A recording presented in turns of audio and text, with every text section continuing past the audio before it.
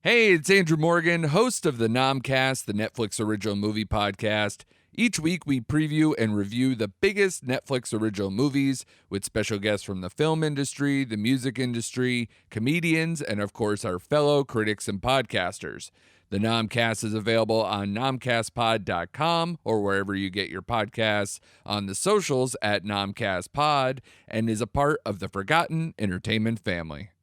Hi, I'm Mike. And I'm Elise, Hosts of Crackin' One Open with Mike and Elise. a podcast about brews, news, and pop culture reviews.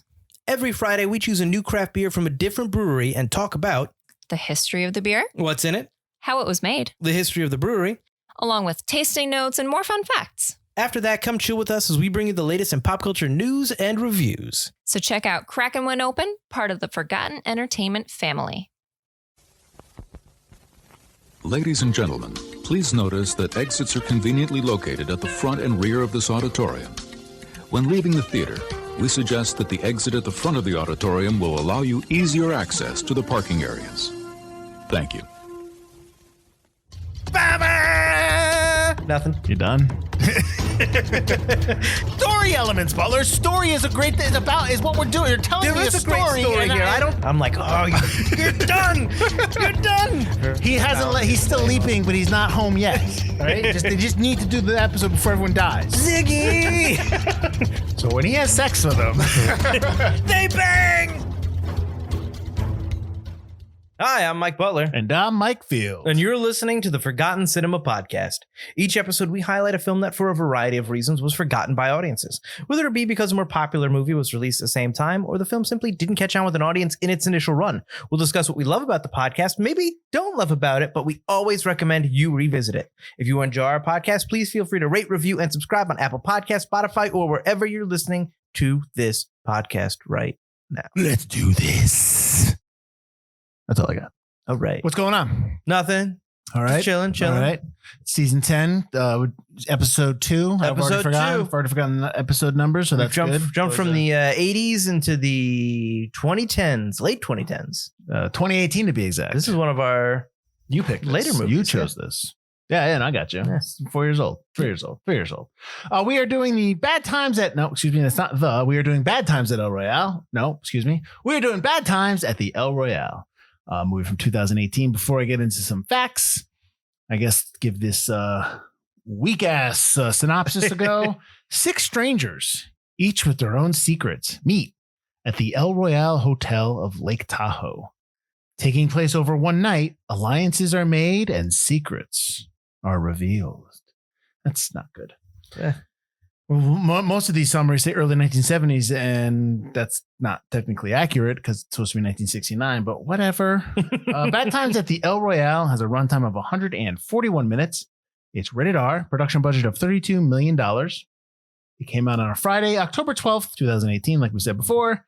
Opening weekend, it did $7.1 million, domestic 17.8, and worldwide 31.8. And I'm sure we'll get into it, but that kind of shocked me that it's considered a box office flop. Yeah, that doesn't make any sense. That's surprising. I mean, we'll get into what it went up against. So maybe that's part of the reason. Production company is TSG Entertainment and Goddard Textiles, and distributed by 20th Century Fox. I always miss that. We're always going to miss that logo when it comes on screen. The drums and the whatnot. They still have it, just doesn't have Fox underneath It's still not anymore. the same. But yeah, It's still not the same. So it came out on October 12th. It went up against First Man, the Ryan Gosling in space movie, and Goosebumps 2 Haunted Halloween. The week after, the 19th, you had Halloween, the reboot / no, It's the sequel. sequel to Halloween 2, right? Yes. Or 1. I believe just one. Only Okay. one exists. So in that 2 doesn't universe. exist. Only one. Okay. And that's Jamie Lee Curtis came back. That was the one that was directed by David Gordon Green. And where he came up with the idea with Danny McBride. Danny right? McBride, yeah. But we're not talking about Halloween. Anyways, you had The Hate You Give, which came out on a wide release. The Old Man and the Gun, and The Sisters Brothers. And in a limited release, you had Can You Ever Forgive Me and Mid-90s. Which one was Can You Ever Forgive Me? That is the one with Melissa McCarthy where she is the writer who plagiarizes letters from other writers. I seen it. It's okay. It's all right. And Mid-90s is the one that Jonah Hill directed or wrote. Yeah, something like that. He didn't direct it. Did he direct it? I don't know. Okay. He was involved. On October 5th, which is the week before this movie came out, you had Venom. You're a loser like me, Eddie. Venom. That's right. I forgot. And A Star is Born. So, I mean, I think Venom and A Star is Born and then Halloween, it being sandwiched in between that, maybe it couldn't find its footing. There's this a movie. lot of movies surrounding that. Yeah. I mean, in October now it's a decent movie month now where you have a lot of, Halloween movies and scary movies. And you start getting into, you don't really start seeing the Oscar nominated type films in October, although Can You Ever Forgive Me was something that I think she got nominated. I think they both got nominated, her and Richard Grant. I'm not sure. I think you're right. Yeah. So this movie, This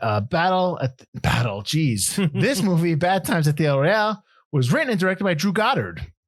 He directed Cabin in the Woods, a couple episodes of The Good Place, the TV show. He's also written Cloverfield, World War Z, and The Martian. Yes, he's done some Buffy the Vampire Slayer as well. Cinematography by Seamus McGarvey. I love that name. He has been nominated for an Oscar for Atonement, Anna Karenina, and Darkest Hour. Not the Darkest Hour where there's in Russia and they got the light monsters. It's actually the one with Winston Churchill. Yeah, Gary Oldman playing Winston Churchill. Composer is Michael Giacchino. I think I said that right. He won an Oscar for his music in Up. He was nominated for Ratatouille. He's also done the most recent Star Trek. I like to bring that up for Butler. Edited by Lisa Lysick. No one can see you pointing. Hold on. She has done The Circle on The Avengers Age of Ultron. She's done a lot of Joss Whedon stuff, and Goddard has a connection to Joss Whedon. I apologize for bringing that name up. Produced by Drew Goddard and Jeremy Latcham. Goddard has actually went on to produce the other Cloverfield movies, so 10 Cloverfield Lane and The Cloverfield Paradox. And Latcham has has produced, Guardians of the Galaxy, Spider-Man Homecoming, Avengers, a lot of the Marvel movies. So he's probably doing well financially. Jeff Bridges plays Father Daniel Flynn, and Doc O'Kelly is the same person. Jeff Bridges has been nominated for lots of Oscars. The Last Picture Show, Thunderbolt and Lightfoot, Starman, The Contender, True Grit, and Hell or High Water. He has actually won an Oscar for his role in Crazy Heart. Cynthia Erivo, did I say that right? Is it Erivo? Erivo, I thought. Erivo? Did I not write it down right? That's probably what you know what? That is a spelling error. There we go. Let's change that. All right. Cynthia Erivo as Darlene Sweet. Did I say it right? You added an extra I. Fuck, I put the I in the wrong spot. That's what it was. All right, my bad. Cynthia Erivo. What's her name again? Cynthia Erivo as Darlene Sweet. Cynthia Erivo as Darlene Sweet. She has been nominated for an Oscar in Harriet. She's also in Widows, the TV show The Outsider, and the TV show Genius, where she played Aretha Franklin. That is a show that's on National Geographic. Dakota Johnson as Emily Summerspring. I'm going to get back to the names in a second. She's in 50 Shades of Grey, The High Note, and The Social Network. John Hamm as Laramie Seymour Sullivan, and Dwight Broadback. That's the same person. He was in Richard Jewell, Lucy in the Sky, which I've yet to see and I want to. Baby Driver. Obviously, he is more notably known as Don Draper in Mad Men, and he's also in the movie The Town. Chris Hemsworth as Billy Lee. He is in Thor and a bunch of movies. He's also in Star Trek, which got him Thor, and he's also in the Netflix film Extraction. Kaylee Spaney as Rose Summerspring. She's in the TV show Mare of Easttown. She played Aaron McMenamin. So if you have not seen Mare of Easttown, I recommend it. Butler will not see it because he doesn't like mysteries, but it's a really good show. I like mysteries. I just don't like these HBO mysteries that just keep popping up. You're missing out. You're missing out. I don't think you're missing out. She's also in On the Basis of Sex and The Craft Legacy, the sequel that came out, or I guess the sequel. They didn't make a second one, so it's the continuation. Lewis Pullman as Miles Miller. He's in Battle of the Sexes, Lean on Pete, Catch-22, the TV show, and I believe he's the son of Bill Pullman. He is, and he looks exactly like Bill Pullman. Oh, no way. Really? Oh, yeah. I thought he looked like Bill Pullman and Tom Holland smushed together. Oh, I can see that. But I'm watching this going, he's got to be Bill Pullman's son. I'm looking up and go, oh, that's Bill I think we've talked about him before on the show and something else, and I don't remember why. I think we've discussed Lewis Pullman. I don't know why. but I'm not sure. I remember us. I just like Could be we talked about him when we watched this 3 years ago. Oh, maybe that might be true too. And then you have a couple people in there, like Nick Offerman as Felix O'Kelly. He plays Jeff Bridges' character, Doc O'Kelly's brother. Mm-hmm. He's obviously in the TV show Parks and Recreation. And then Shea Wiggum as Dr. Woodbury Lawrence. He's in the TV show Boardwalk Empire. That's how I know him. He played the doctor that tells Jeff Bridges that he's dying or he has Alzheimer's. Now, I want to get to the names real quick before we get to the other stuff. These names feel like overly cinematic movie names. Oh, for sure. You know what I mean? This movie is overly cinematic. Yes, that's one of my other notes about this movie. And I don't know if it's a negative or a positive. Like when I was writing it down, I'm just like, everything is so overt. And I'm like, do I like this? Do I not like that part of it? Like, I like the movie. I don't want to. I'm gonna cast some shade, but I do like the movie overall. I feel like there's a lot of like overtly, we're not hiding it. This is we're gonna be as cool and slick and stylized as possible, and you're gonna fucking love it. So deal with it. Like, I feel like it's that a lot of times. Like, oh, for sure. Yeah, that I kind of bugs me though. Why does that bug you? You talk about like style is cool. Like this is style, but there's still substance there. There's still acting there. Well, there's still okay. But yeah, no, this is absolutely over cinematic, almost like a Clue feel to it. Kind of like in terms of the names and the just like, this is a mystery. We're leaning heavy into that. This is not reality in any way. I know what you're saying with the Clue reference, but I don't know if that's a great reference because Clue is based on a board game that everyone grew up playing. So I think that's why those names are okay. But I understand what you're saying with that kind of reference. I think that's why those names are so. But they're not. Like, no, I don't know any of these names. Of them. Like, Emily Summerspring. I'm a Summerspring. Like, you just couldn't think of a name, so you pushed the two seasons together. Emily Summerspring is an absolute like ridiculous. It is. It's like penny novel, like mystery novel. Yeah, no, I get that. But see, and again, so you bring that up. So now I'm thinking of The Nice Guys. I'm thinking of, that kind of stuff. Right. That stuff, I don't know. It just seems like, like a movie like The Nice Guys or a movie like anything that I'm blank on that Shane Black is putting into his movies. Or what's the other film? Kiss Kiss Bang Bang. Like, that's all tongue in cheek where it's like almost like he's looking at the audience as he's directing it or writing it. You know what I mean? Like, we're in with it. This doesn't come from that place for me. This feels like it's from a place of and I'm not saying this, but it feels that he is standing above me, looking down, going, "This is awesome, right? It's awesome." But just admit it. You are saying that. I know, but that's what. I'm not saying this, but this is what I'm not saying that was his intent. But I'm talking about Drew Goddard. But what I'm saying is that is what I'm feeling. That this movie feels like, with its style, just the style stuff. We'll get to the substance. All that stuff feels like it's looking down on me. Whereas with the other stuff, if that feels like I'm along for the ride, that's all. I don't know why I feel that way. I do not get that at all. I don't. I really enjoy the style. I like the ridiculous names. I like I'm not saying I don't like it. The kind of fantasy almost world that they're almost in this little bubble world that doesn't really exist. Yeah, I read the note where some of the people that were criticizing the film, critics were talking about how this is purgatory, and like, it's like, okay, can we go over ourselves for a second here? It's not purgatory. Phil doesn't like themes or thematics. If it was, I think you're looking for something that isn't there. I mean, because if you're really saying it's purgatory, then they would never have left. Oh, that's never true. had the final scene. They meant literally it was purgatory. It felt like that's what I was reading. I mean, thematically, sure, I can see that, but yeah, literally, no. Yeah, you don't get out of purgatory. Yeah, they go to Reno.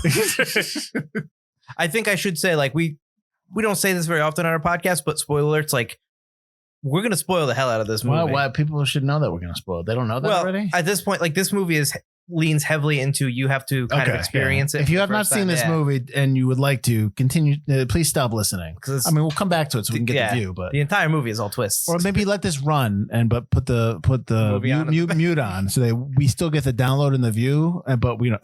I almost made that my Twitter post for Two Player Bros this week. Oh, really? Just let it play. Listen or don't. Just let it play in the background. But yeah, I really enjoy the style. I love the look of the hotel. I think it's a really cool looking hotel. Okay. I mean, it's super dated, but I think that really works in its favor. But I really enjoy the line that goes through the hotel. I enjoy that one half's in California, one half's in Nevada, which I think Lewis Pullman's character Miles Miller does a really good job when he does his, "You can stay in the great state of California, the great," and he's got that whole spiel. Yeah. This is based on a hotel that was once owned by Frank Sinatra, the Calneva Resort and Casino. I don't know if this necessarily set on the border like it did, but I know that this is based on a real life hotel. The hotel that existed. Yeah. I mean, I think the colors in the hotel are really cool. You get the coolness that is California and the kind of orange colors in Nevada. Yeah. Or is that vice versa? No, I guess cool colors in California, warm colors in Nevada. When you're looking at the main lobby of the hotel, I understand what you're saying. Yeah. And all the rooms look really different, which is really cool, and are different styles.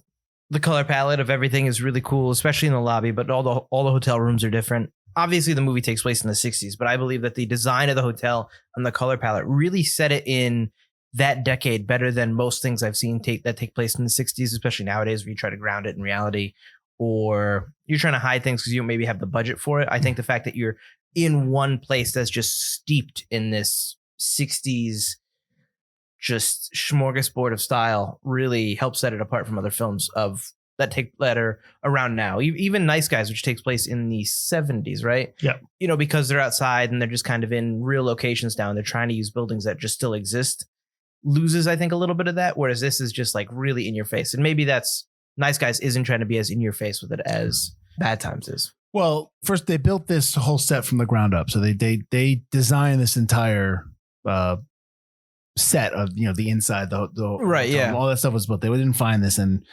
retrofit it. It was all built for specifically with the, I know, because it was the second time we were bringing up Nice Guys.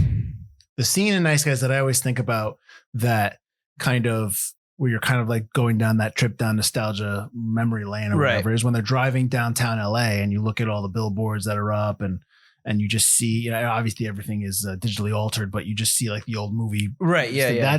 But that's only like maybe one time in that movie. And the other times when they're on sets and locations, it's real locations that are retrofitted to look, pretty much like it was in the 70s. This with Bad Times at the Royale, again, I'm going back to the stylized. It's that Stranger Things effect where they're mining your nostalgia for that era. Oh, sure. You know what I mean? It's way more than it probably actually is. That's what I'm saying. That's probably my main. I don't mind nostalgia and I don't mind that, but it's almost like there's a percentage level that when you start inching up towards like 90%, like when you're in Stranger Things, in the show Stranger Things, right? And they have everything known to man from the 80s, like it just pops up as a reference, like, oh, they have this and this. It's like nobody had everything like that. Nobody had every single thing that came out. Nobody had jarts. Not everybody had jarts, like all that stuff. Like not, when you were growing up in the 80s, you didn't have every single thing that was out there. But when you go to watch this show like Stranger Things, they have everything that was ever popular in the 80s all at once. Right. And it's just, it just feels disingenuous. And I'm not saying that Bad Times at the El Royale is that level of disingenuous, but it's close. You've been real negative on this movie right now. The difference with Bad Times is people that are watching Bad Times aren't people that were grown up in the 60s. They're not watching this movie. This movie is for people like you and me who are younger, who are watching this kind of stylized movie. Nobody who grew up in the 60s is going to watch this movie and go, oh, it was good. They like old movies. They're watching Turner movie classics. This isn't really reaching for your nostalgia. This is really reaching for, because I think people like you and me don't have a nostalgia for this. They just kind of know the style. And there's no specific, like Stranger Things, like you said, hits you with brands. Yes. This doesn't really hit you with brands. It just hits you with a particular style, a particular mood, a particular, this is this time period. I understand that. Where Stranger Thing goes, remember that action figure? You had He-Man with Skeletor on the place. I'm not saying that Bad Times is where Stranger Things is, but I'm saying that it's more towards that than it is not. Let's put it that way. You know what I mean? Does that make sense? It does. I like in Bad Times, and even more the second time I watched it, as like almost like a stage play in that heightened stuff with the built set, the way the acting is, the costumes, the story, the names, all of that all really reminds me of like it's a stage play mystery, but done super stylized with all the techniques that a cinematic experience can bring you. Sure. Well, we'll get off style a little bit because I do have some story stuff that I question. Yeah, that's right.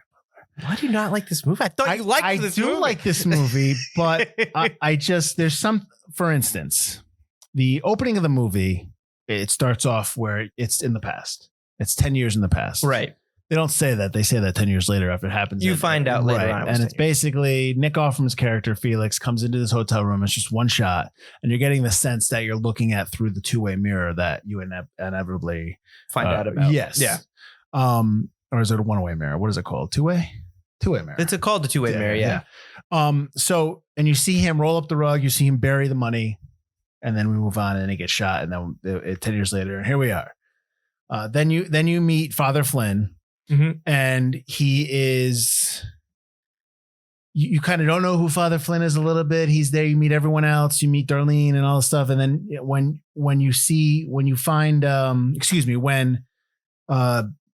Laramie, John Hamm's character, is in the hallway, he discovers a secret hallway, and he walks past Father Flynn's room. You see Father Flynn digging up the floorboard. So you immediately know what's going on there. Right. My question to you is why?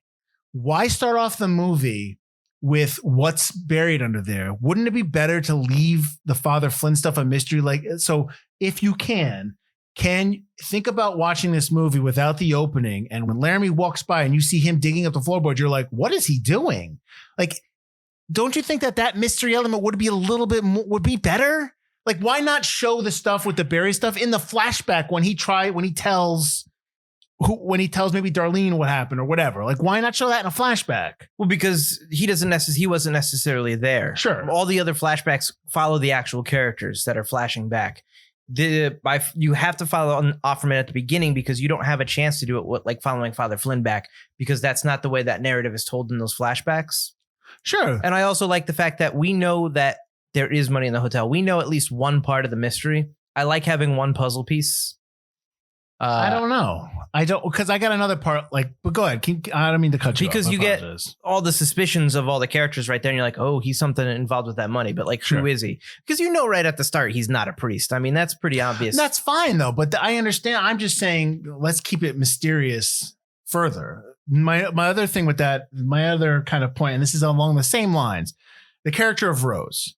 We discover that Rose kills the doctor. Really early, we discover a flash where she's standing there with the knife and the blood, and you figure out what's happening. Yeah, why show that so early? Why not understand what's going on? Like, why can't that mystery be revealed later on when Billy Lee says you know what she did, and then we're like, then we learned then. I think that would be better. I actually think the Darlene Rose stuff is actually the weakest aspect to this story, and I like the Billy Lee breakdown at the end. I like that whole scene. I think it's got a lot of really great character moments, but I think overall their story is the weakest story of the Darlene and Rose separate. Darlene and Rose and Billy Lee, that whole thing. Right. Although I like, that brings this kind of devil-like character into the picture. I think that it is very weak. So I do agree with you there. They should reveal Rose killed the doctor, and that doctor should have some kind of more meaning throughout I don't care that she killed the doctor. That's the thing that I don't. They say that exactly, and they reference the fact that this is supposed to be like the Sharon Tate murders. He's supposed to be Charles Manson. The song you hear when you first meet Billy Lee when he's in the poppy field or wherever the hell he is "Mama and the Pop" is the same song that supposedly was playing when they discovered the bodies of Sharon Tate and her friends and all that stuff and that terrible murder.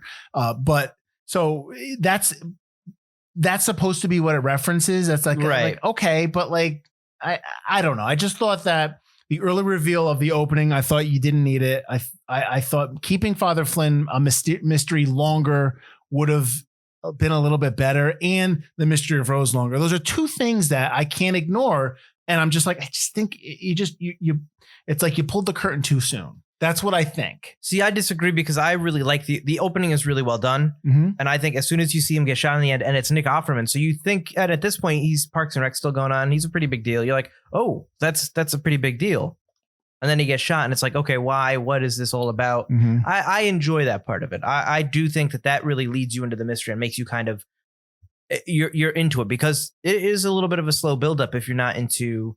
Obviously, the acting in the opening is really great and stuff, and I'm into it. It's like a stage play come to life. Yeah. But I think a lot of people wouldn't be so into it if it didn't go like, why the fuck am I watching this movie right now? To your point, it didn't make money, so it didn't matter. So it wouldn't have mattered what we're talking about because it didn't make any money. That's because it wasn't released right. And you liked Clue, and Clue doesn't start like that. Clue starts like the cars going to the house. So it starts off. I like Clue too. I don't mean to say you. I meant you referenced Clue, right? So I don't think there's anything wrong with starting off with the car going, because the first person you see in terms of in the present, Right. is the protagonist, is the one that survives, is the good person, is Darlene, supposedly, which she is, and we can get to her a little bit later. So why not make? I just want to say I misspoke earlier when I said Darlene's story was the worst. Darlene is she's got an interesting story. I meant Dakota Johnson's character. Oh, Emily? I got the names. Emily's story. You mean talk about the sisters? I'm talking about the sister, which we kind of got, but I called her Darlene by accident. But yes, no worries. I'm sure you'll edit that out. I can't. I said the name like 8 times. Absolutely, but I think Clue is.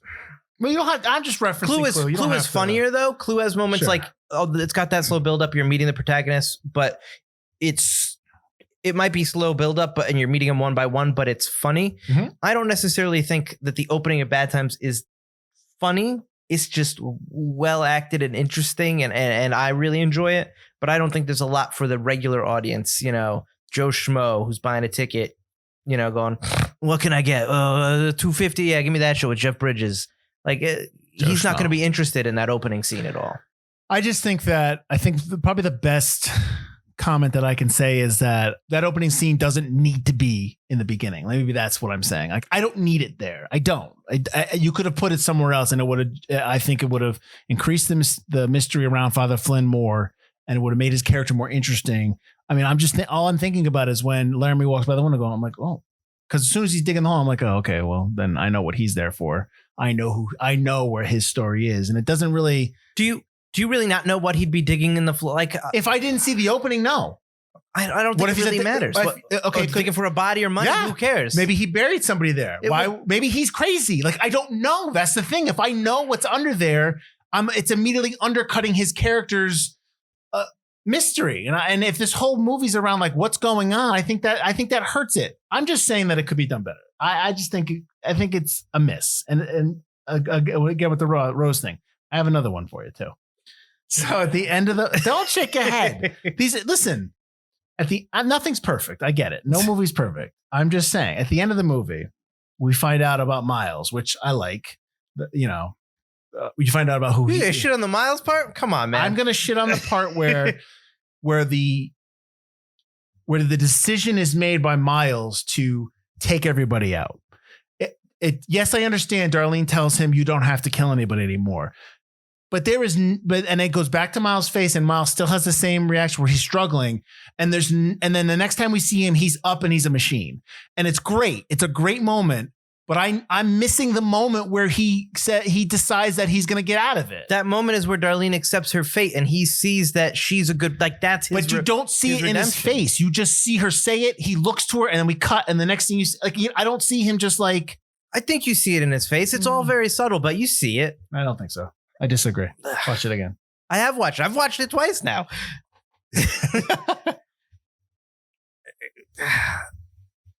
I don't know. It's tough to see that you like this movie when it's. I don't know. Why can't I have? I'm making these are things that are in my head when I'm watching the movie, and I just don't. I'm like, I want more. Maybe it's I want more.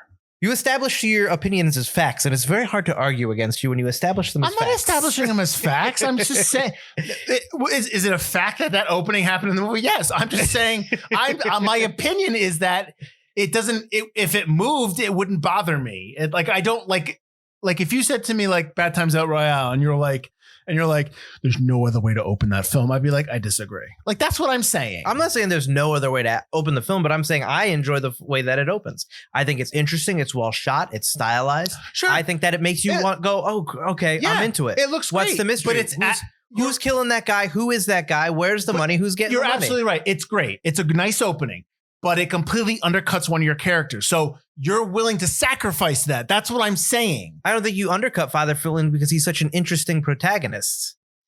He's not a good guy, but he's not a bad guy. He's got his mind issues. He's about to roofie Darlene. He wasn't going to diddle her or nothing. But like, how does she see him do that? That is something I was wondering. Oh, no, you don't like the movie. Oh, no, my parts are not like, I'm going to shit in this for like 20 minutes. But I think when you flash back to her, she clearly takes off her shoes so she can sneak up on him.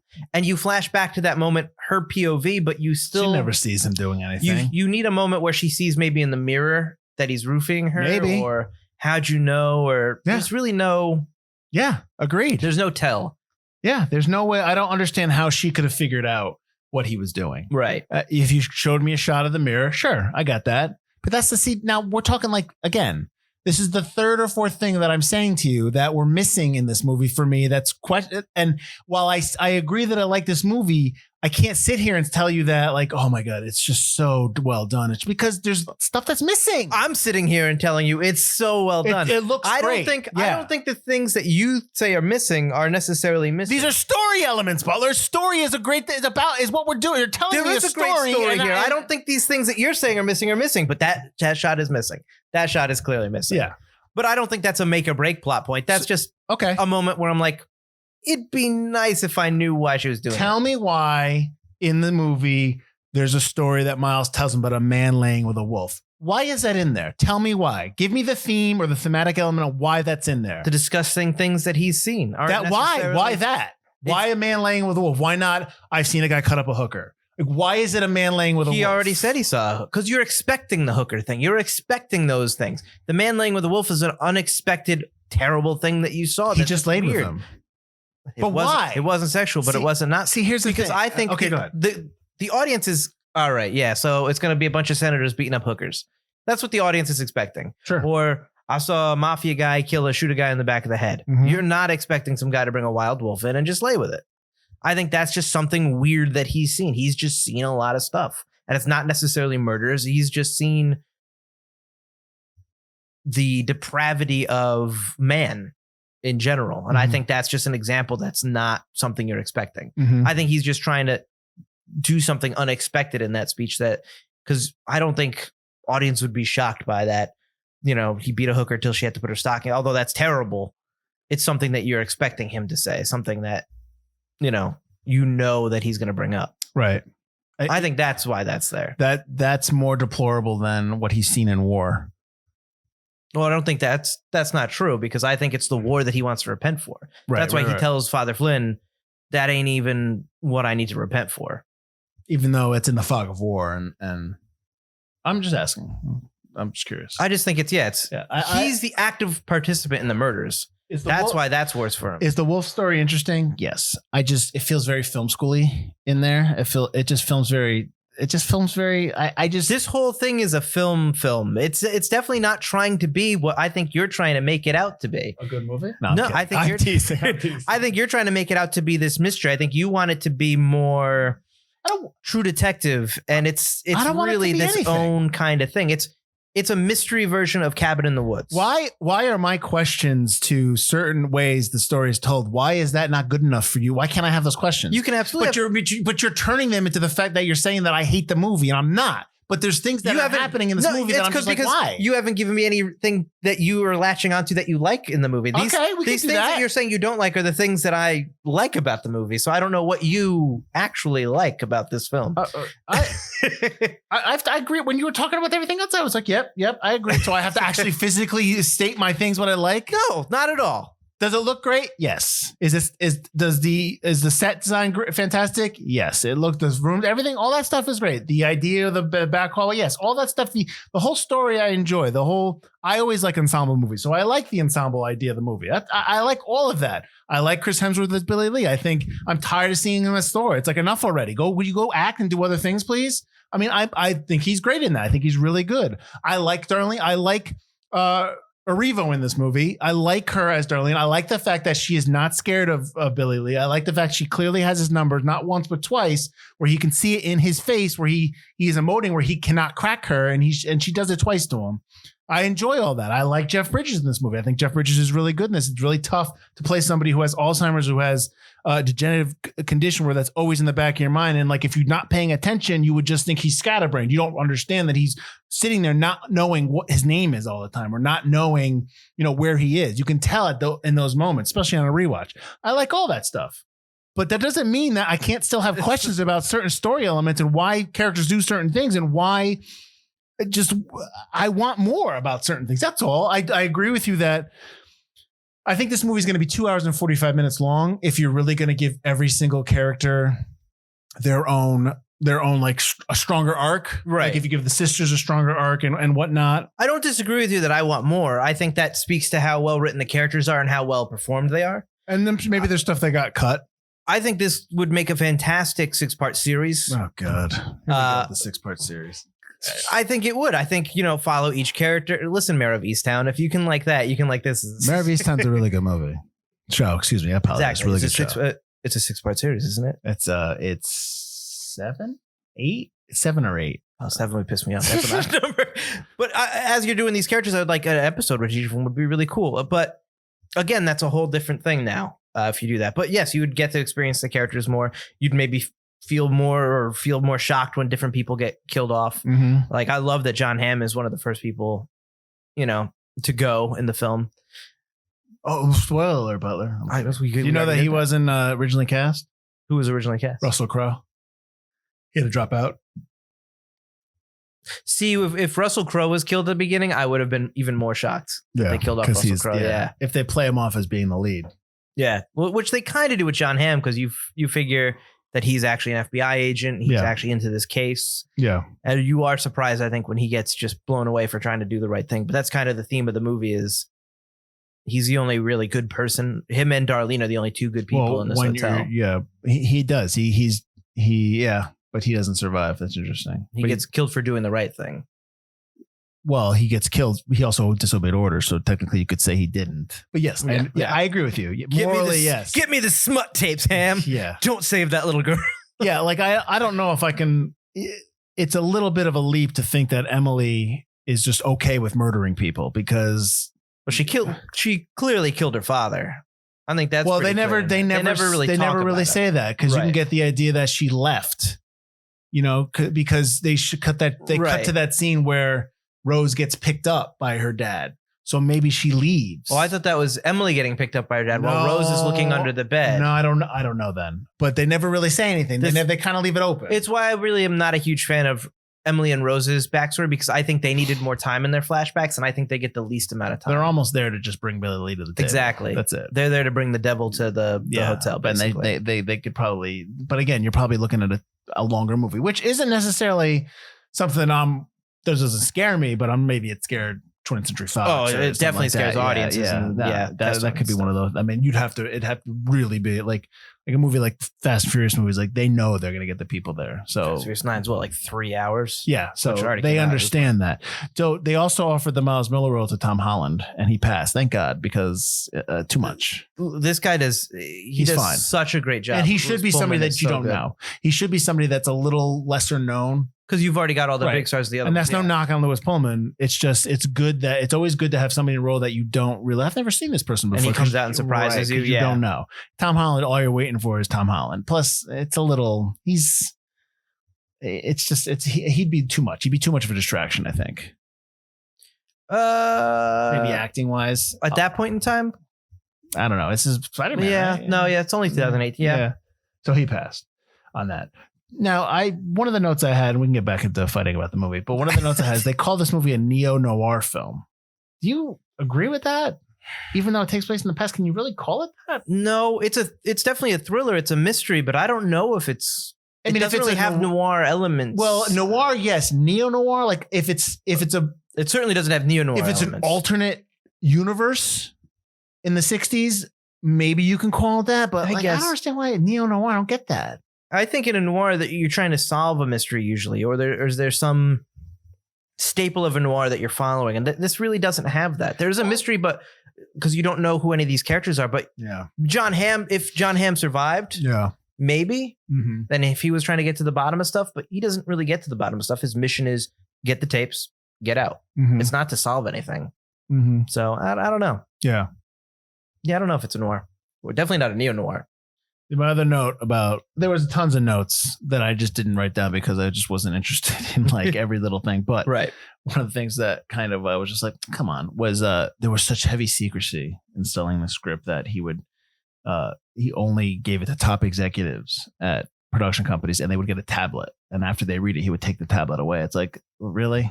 I think I had read about that while it was in production, like because Cabin in the Woods was so like the twist was so big at the end. Yeah.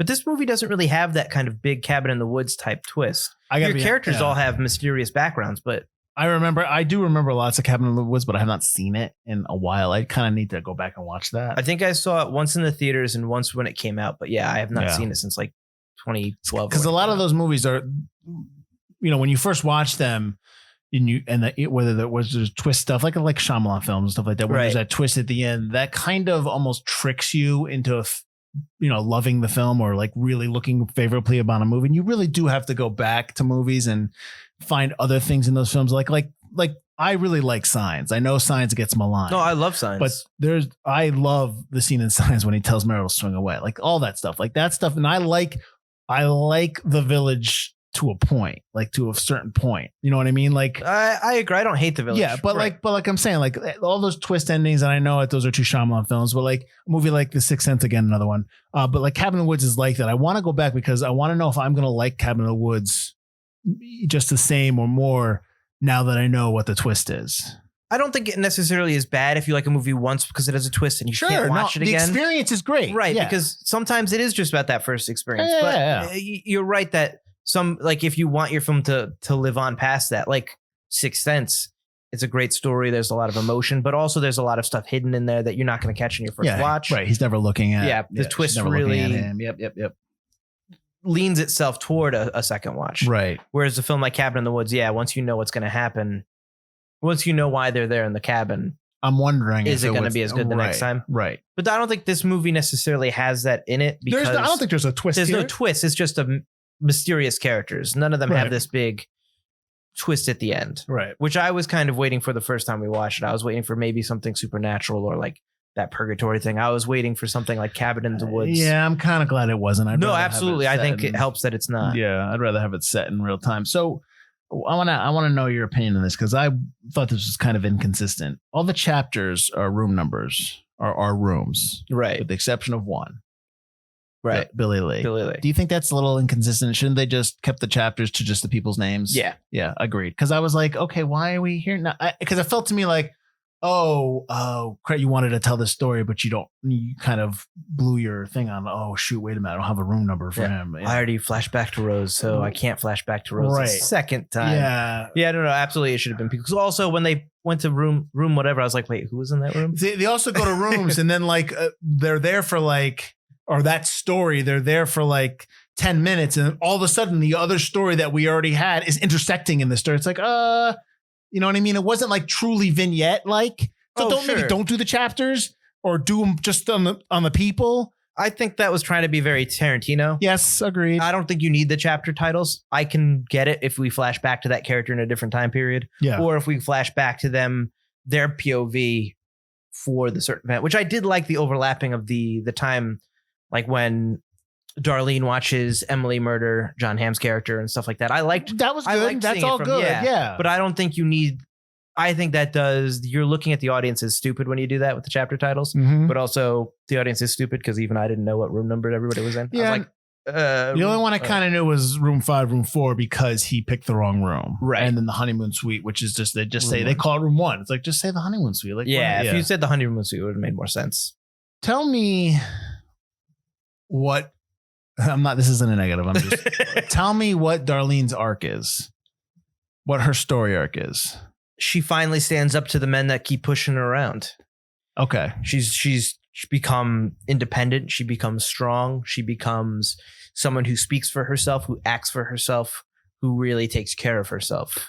Are we to assume that she is staying in Reno because she has that money? Like she is not going to go back to LA and have to schlep for that guy that was like, he makes that insult where he's like, you'll be playing Pancake Night. And Reno's like, what is this? Did you make up this insult? Okay. She's still playing a gig in Reno. Like, it's not Vegas. But like, that's the thing. Like she's a backup singer for somebody else and he's acting like she's a headliner.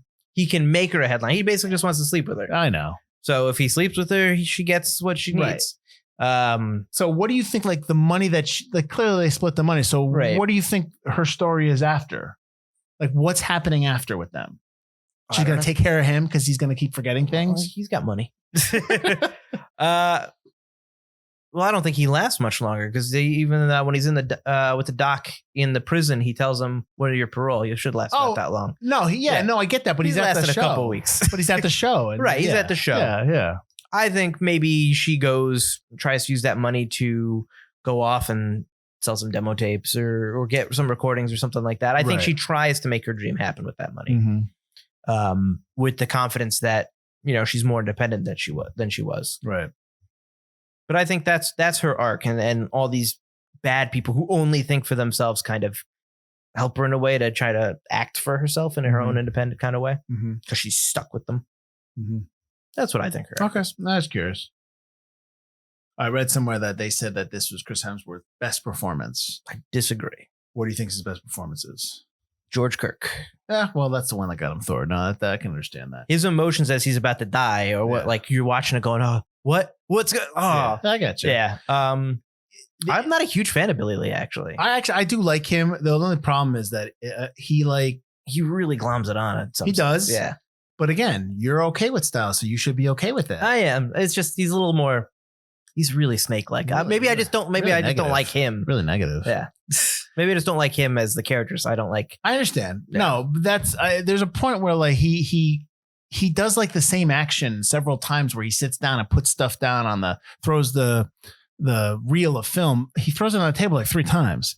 He at one point he comes around and he takes the gun from his partner, like he's gonna start doing the roulette thing. Right. Slams his hand, but like he puts the gun in his back pocket in the back of his jeans, and then he pulls it right out. The next scene, it's like, so why'd you put it in the back of your jeans? Like there's stuff that he does that doesn't. When you edit it together, it's like, what are you doing? Like, it doesn't make any sense. There's no flow to that stuff. There's no thought out process. Okay, well, I should just have the gun and then all that stuff. They're giving him stuff to do. Yeah, exactly. And his best performance in this movie is when Darlene tells him twice, like he realizes that he can't crack her. Yeah, and he's got that look on his face like he just doesn't want to. You just want to screw. You want to screw. That's the second time. She does it in the first time. She does it again, and then he's just like, "All right, okay." Like you get that. And that he does that very well. And I don't necessarily. I mean, I do think he does a really nice job.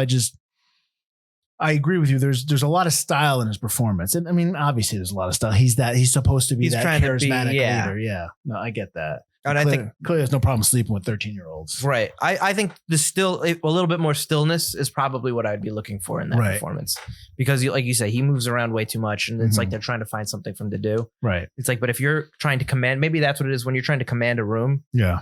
It's the stillness that really commands the room.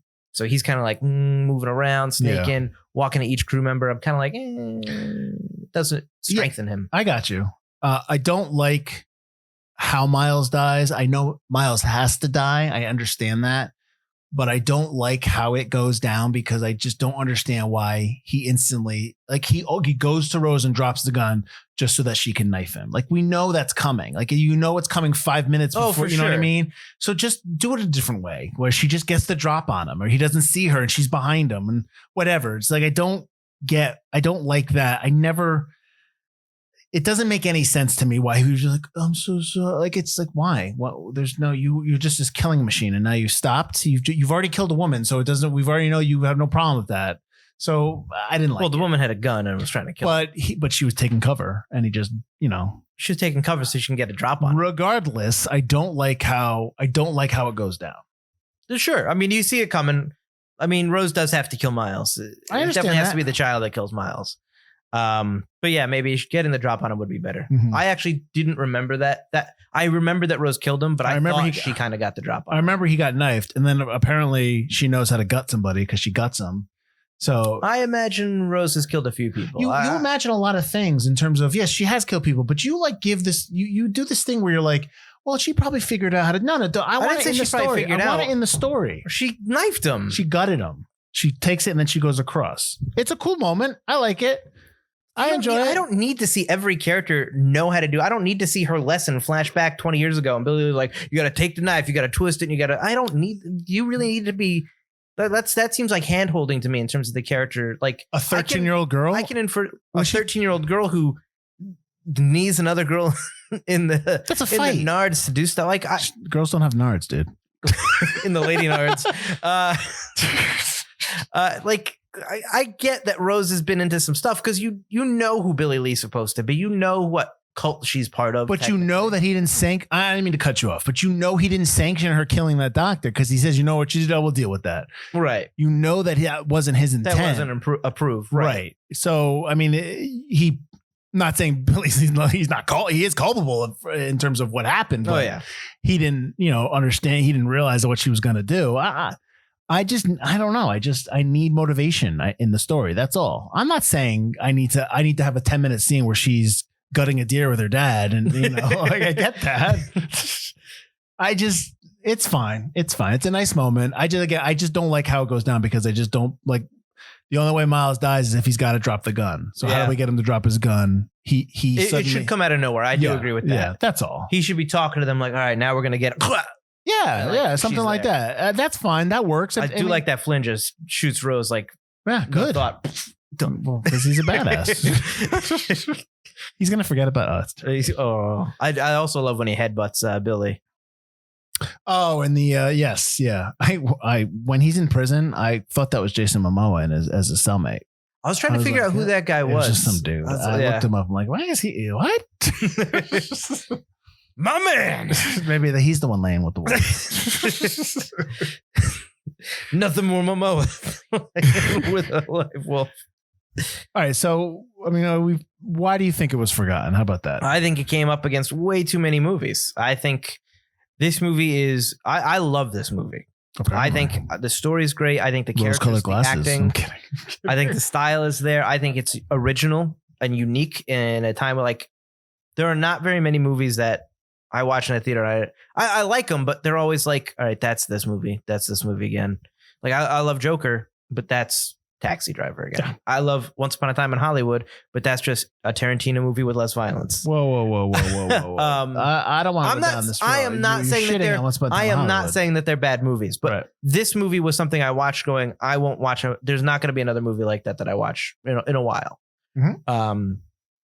But I think, like you said, October is not a slow month for movies anymore. And you're going up against Venom, which is a big movie, a terrible big movie, but it's a big movie. I was a loser like you, Eddie. Let me make out with Lady Me, Eddie. God, so jump in that lobster tank, Eddie. Always look like you're sweating stank, Eddie. You're not just sweating, you're sweating balls, sweat everywhere. Come on. It's bad. Yeah. You're going up against the Halloween sequel, which had a lot of buzz. Which had a lot of buzz and was really good. Yeah, it was good. It's not, and this movie's packaged. I just like people's complaining Halloween how he gets away. It's like he gets away all the time, people. Yeah, that's the thing. I mean, I'm sorry, but do you watch these movies? He got away. That's the expectation. All right, go ahead. And I think this movie, if I remember correctly, was kind of packaged like it was going to be like a horror thriller.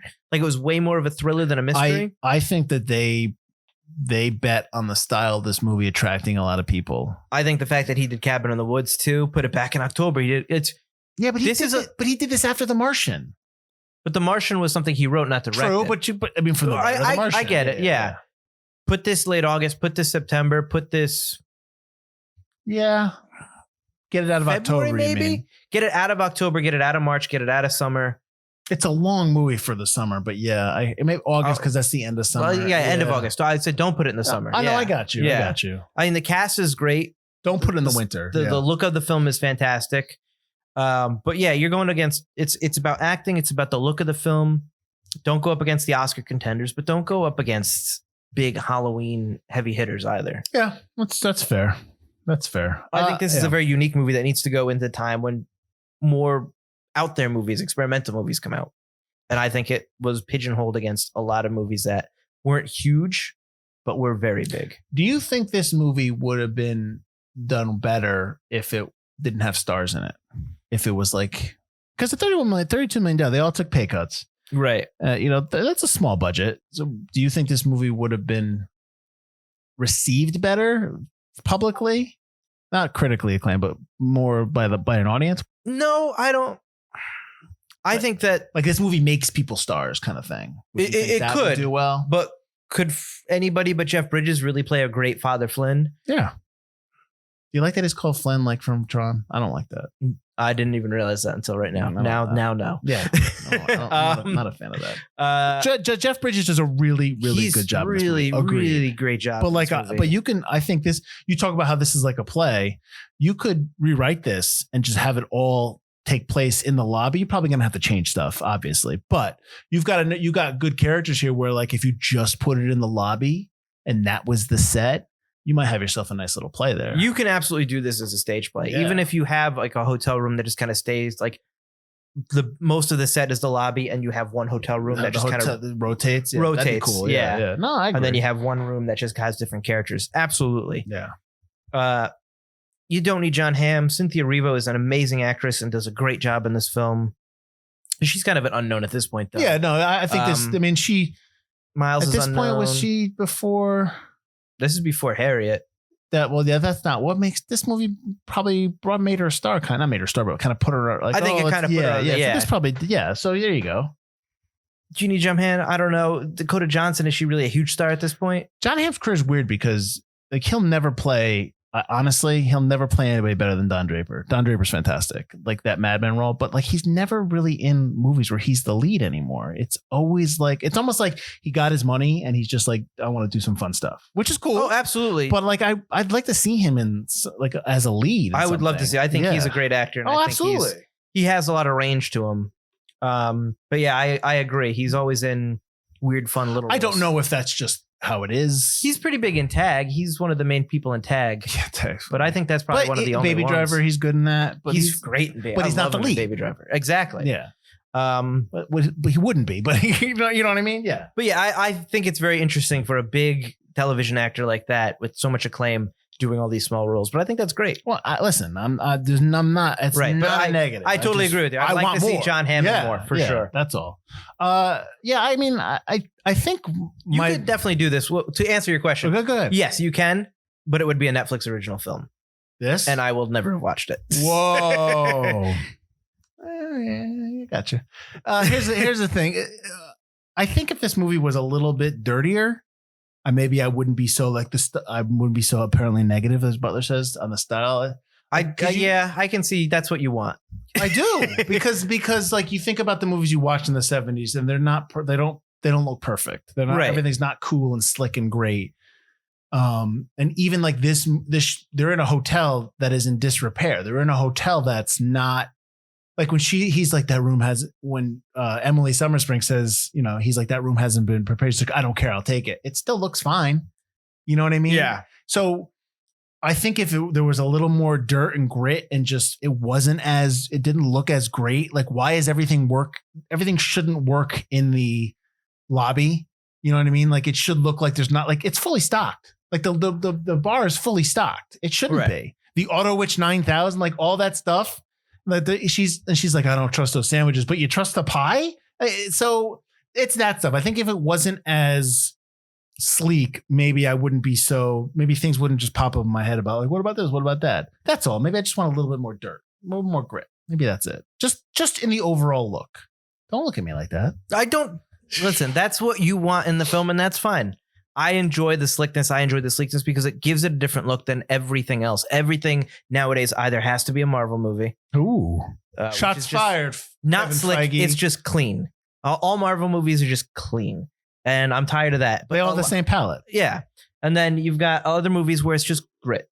Like I said, Joker. I love Joker. It's just grit. Well, that's a little too much. I get you there. That's too much grit. And this kind of just sleekness is interesting. It's like the worst city in the world. Like, why would anybody live there?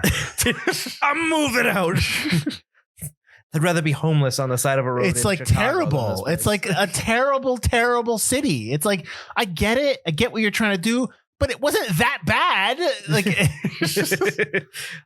but I enjoy the sleekness, but I can see that might turn people off. But I enjoy that kind of heightened reality. Plainness of it all is what makes me enjoy it. That opening scene in the lobby, I'm just watching it for the next time, and I'm just like, yes, that everything is great. You know, some of the like, that is my accoutrement there. Yeah, if you could, I have claimed steak to the honeymoon suite. If he says that enough, accoutrement like 5 times. Be my fucking guest. You've got to be kidding me when she picks room 1. The single shot scene where he's in the back of the hotel and the whole thing is done as one single shot, going back between Darlene singing, Right. Father Flynn ripping up the floorboards, Yep. Emily bringing in Rose. It's absolutely, some of those shots are amazing and play-like and great acting and great directing and great just staging. And it's why I love this movie. It's the thought of making a movie like this that really intrigues me. And I think that also is part of its detriment. It's a filmmaker or actor's kind of movie. Mhm. It's not a regular audience's kind of movie. So this would have never made money. Is that what you're saying? I'm surprised it didn't make as much as it would. If it was somewhere else, it would have made a lot of more money. But this was never going to be a huge hit. Yeah. It was never going to be a Cabin in the Woods type thing. It was never going to replicate that success. Right. Do you think that this movie would have done better if it just was streaming? Not on Netflix because you don't watch them there, but if it was just streaming on HBO Max or something? I don't listen. I wouldn't watch it, but I think it would have done better on Who Netflix. did that? 20th Century Fox? It would be on Disney Plus. Well, do they even Or do? Hulu. No, it's rated R. I'm waiting for their Hulu. Oddly rated R enough, when I typed in, content. I was trying to find this because apparently I let my Blu-ray to somebody. I think my parents, and I couldn't Not find me. it. I don't have it. So I looked it up, free streaming, and I looked it up, and it's on DisneyPlus.com on the Google search engine. But you click it, and it's like, oh, this movie doesn't exist. Well, supposedly So their are they rated R preparing? content's Are supposed they to be getting going ready? somewhere. Exactly. I mean, we had all this big Disney investor picture doing 85 Star Wars shows. We can't get in our rated R movies. Let's get some bad times in here. My accoutrement. But yes, I think streaming this would have done better. All right, well, that's fair. That's fair. Well, hopefully we didn't ruin the movie for anybody. Hopefully maybe you watched it already before you listened to us talk. Mike, who are we? We're Forgotten Cinema. We're a podcast about forgotten films, like you said. Right, I did. This is I did say that. where can they find us? Oh, Which is the Mike, question you usually ask. Working. Oh, really? I have to ask where they go. I have to specifically. You don't ask say the who que- we are. That's what you Oh, usually my say at BEC. bad, That's my- why sorry, I started to go into the wrong spiel. We do so many shows that we're so popular. I'm just so sorry. Oh, sorry, that's the other show. So popular doing all this content for free. No, I'm just kidding. Not really. But so Mike, where can they find us? You can find us on Spotify, Google Play, Apple Podcasts, Ghana Podcasts if you're out of this country. If you live in India, just say if you live in India. If you live in India, check us out. Give us a rating, a review. You can also find us at ForgottenCinemaPodcast.com. Check us out on the social medias. We post a new commercial every Thursday, and comment. Let us know. Email us. Drop us a line. Let us know what you'd like to see us talk about. We might not do it right away, but we'll get to it eventually. We got a list of a ton of films. Let us know what you think of Bad Times at the Royale. Why? What is it? Were you trying to get everyone against me? I like the movie. I'm not trying to get everybody I against know, you. I'm just joking. But I mean, if you could. So next week we are doing, a movie from 2001, Scotland, PA. It's an adaptation of the play Macbeth. I don't know if you've heard of this play. It's written by Shakespeare. Have you heard of it? Shakespeare? Yeah, Who's that? it's a guy. Right. So we're doing that next week, Scotland, PA. Until then, I have nothing else for you. So I'm Mike Field, I'm Mike Butler. and this has been Forgotten Cinema.